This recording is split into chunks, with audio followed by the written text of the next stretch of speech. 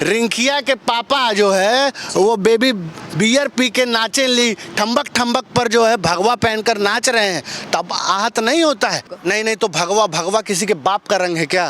किसी ने पेटेंट कराया है क्या भगवा को? तब तो कह देंगे कि हरा रंग हमारा है, प्रकृति को जो है उधेड़ दो। ये कहेंगे बाइकॉट पठान, हम कहेंगे बिल्किस बानो को न्याय दो। ये कहेंगे बाइकॉट पठान, हम कहेंगे पेट्रोल डीजल गैस के बढ़ते दामों से निजात। सफेद रंग शांति का रंग है, तो पूरे दुनिया से सफेद रंग खत्म कर दो। भाषाओं में बांटा जाएगा, धर्मों में बांटा जाएगा, हिंदू मुसलमान में बांटा जाएगा, हर जगह बांटा जाएगा। आप अगर नारंगी लुंगी पहनो तो न्यारी लीला, और अगर कोई जो है बिकनी पहन ले तो कैरेक्टर ढीला। ये कैसे होगा भाई? दीपिका पादुकोण जेएनयू के छात्रों के साथ खड़ी हुई, इसकी वजह से ये उनसे बदला लेने का काम कर रहे हैं।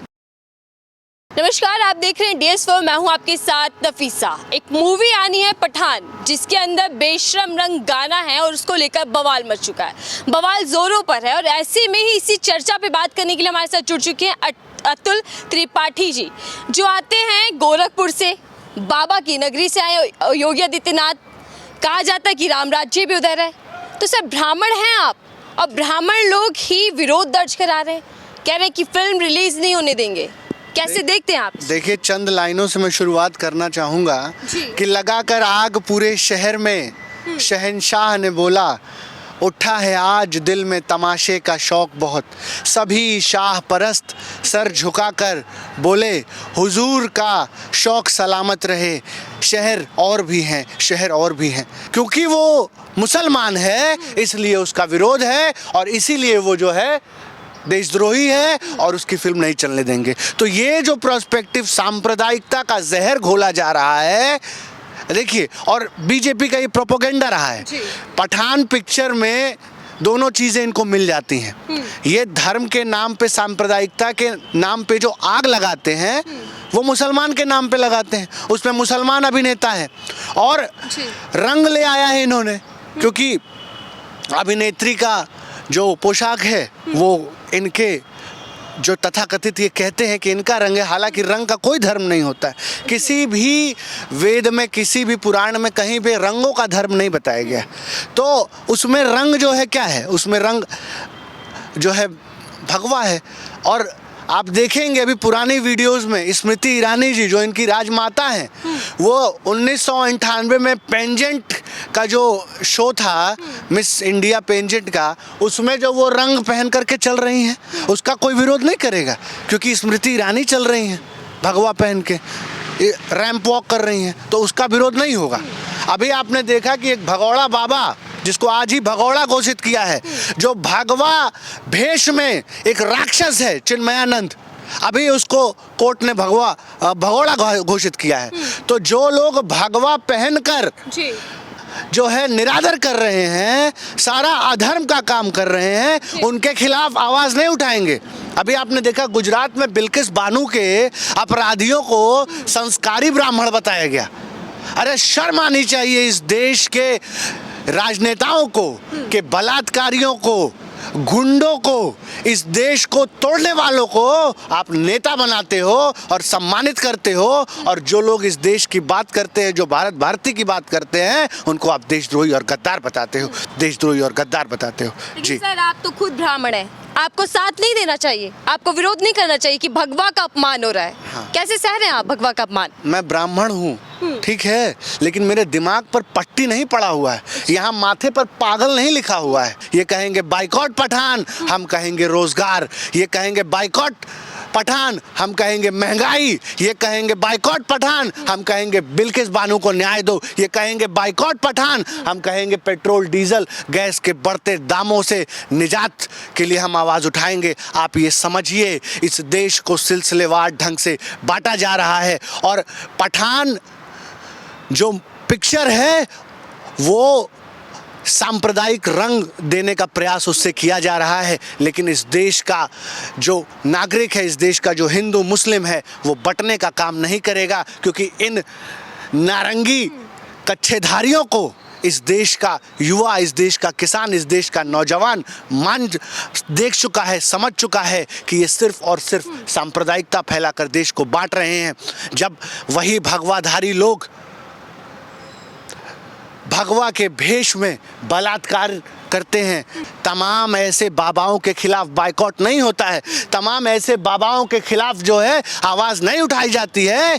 लेकिन इस देश में एक व्यक्ति, एक समुदाय अगर सिनेमा जगत से क्रांति लाना चाहता है, अगर सिनेमा, साहित्य, हर वो चीज़ जिससे इस देश को एक नई राह दिखाई जा सकती है, जिससे इस देश में एक नए आइडिया को पैदा किया जा सकता है, उस सब दरवाजे को बंद करने की ये साजिश है। मैं आग्रह करूंगा कि हमें इन संघियों को, इन बीजेपी के नफरतियों को ये दिखाना है और जाके सभी लोग पठान पिक्चर ज़रूर देखिए और हिंदू मुस्लिम एकता की एक ज़बरदस्त मिसाल कर रहे हैं कि जाकर देखिए। उधर वो अपील कर रहे हैं कि थिएटर में रिलीज ना होने दिया जाए। अच्छा। जब वो कह रहे हैं कि हमारा मान सम्मान है, हमारी आस्था है, हाँ। तो फिर क्यों बार बार भगवा पर आप ला देते हो, फिल्मों में दर्शा देते हो? आपत्ति तो जाहिर करेंगे ना लोग। नहीं तो भगवा किसी के बाप का रंग है क्या? किसी ने पेटेंट कराया है क्या भगवा को? तब तो कह देंगे कि हरा रंग हमारा है, प्रकृति को जो है उधेड़ दो। हरा रंग अगर अल्लाह का सजदा करने का रंग है, हरा रंग क्यों नहीं दर्शाया? सफेद रंग शांति का रंग है, तो पूरे दुनिया से सफेद रंग खत्म कर दो।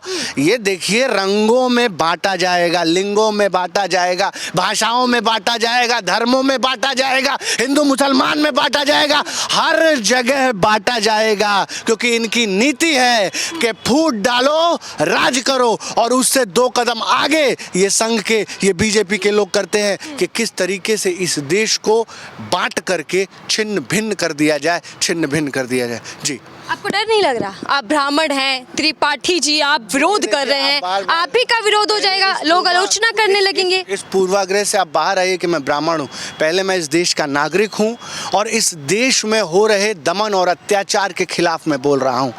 और जो भी सरकार इस देश में गरीब, किसान, मजदूर, दबे कुचले, वंचित, शोषित के ऊपर दमन करेगी, अत्याचार करेगी, अन्याय करेगी, उसके खिलाफ हम खड़े होंगे और लड़ेंगे और अपनी अंतिम सांस तक लड़ेंगे। ये मायने नहीं रखता कि आपका टाइटल खान है, मेरा टाइटल तिवारी है, इनका टाइटल यादव है, उनका मिश्रा है। यही तो इनकी साजिश है कि हम अपने में लड़ें। आप नफीसा खान हैं, मैं अतुल त्रिपाठी हूँ, आप किस तरीके से मेरी दुश्मन हो? आप भी भारत की नागरिक हैं, अतुल त्रिपाठी भी भारत के नागरिक हैं। आपको भी संविधान ने अधिकार दिया है अपना वोट देने का, अतुल त्रिपाठी को भी संविधान ने अधिकार दिया है वोट देने का। आपको भी इस देश में रहने का अधिकार है, सभी भाषाओं में, सभी देश के संवैधानिक पदों पर जाने का अधिकार है। तो ये बांट कौन रहा है? संविधान तो नहीं बांटता। लेकिन कह रहे कि अब वो वक्त गया, अब अपमान नहीं सहा जाएगा भगवा का, अब तो मुंह तोड़ के हाथ भी दे दिया जाएगा। बीजेपी सरकार है सर। आप अगर लुंगी पहनो, आप अगर नारंगी लुंगी पहनो तो न्यारी लीला, और अगर कोई नारंगी जो है बिकनी पहन ले तो कैरेक्टर ढीला। ये कैसे होगा भाई? आप जाके देखिए, हरिद्वार गंगा में आप नहाते हो तो लुंगी पहन करके जो है आप स्नान करते हो, तो वहाँ भावना नहीं दूषित होती है। आज एक अभिनेत्री ने पहन लिया, और मैं तो कह रहा हूँ कि स्मृति ईरानी जो इनकी राजमाता हैं, उनका वीडियो आप जाके देखिए, अभी सोशल मीडिया पे ट्रेंड कर रहा है उनका वीडियो। मिस पेजेंट में वो रैंप वॉक कर रही हैं, कैट वॉक कर रही हैं भगवा पहन के। इनके जो सांसद हैं निरहुआ, आप देखिए वो किस तरीके से एक अभिनेत्री को भगवा पहना करके अश्लीलता, भोजपुरी का गाना जो है उनका शूट हो रहा है। रिंकिया के पापा जो है वो बेबी बियर पी के नाचे ली, ठम्बक पर जो है भगवा पहनकर नाच रहे हैं, तब आहत नहीं होता है? क्यों? ये इनके दामाद लगते हैं क्या चिन्मयानंद? अभी भगौड़ा घोषित किया कोर्ट ने, भगवाधारी है ना, उनके खिलाफ क्यों नहीं बाइकआउट हो रहा है? बताइए क्यों नहीं बाइकआउट हो रहा है? बाबा का बुलडोजर चिन्मयानंद के आश्रम पे क्यों नहीं चल रहा है? गरीबों, मजलूमों और इस देश के दबे कुचलों पर बुलडोजर चलाओगे? हजारों हजार न्यायालय, हजारों हजार कोर्ट, हजारों हजार संविधान की प्रतियां, ये सब धता बता दोगे और संविधान का बुलडोजर चला दोगे लोगों के? ऐसा अत्याचारी समय आज तक कभी नहीं आया। और सुनिए, दीपिका पादुकोण जेएनयू के छात्रों के साथ खड़ी हुई।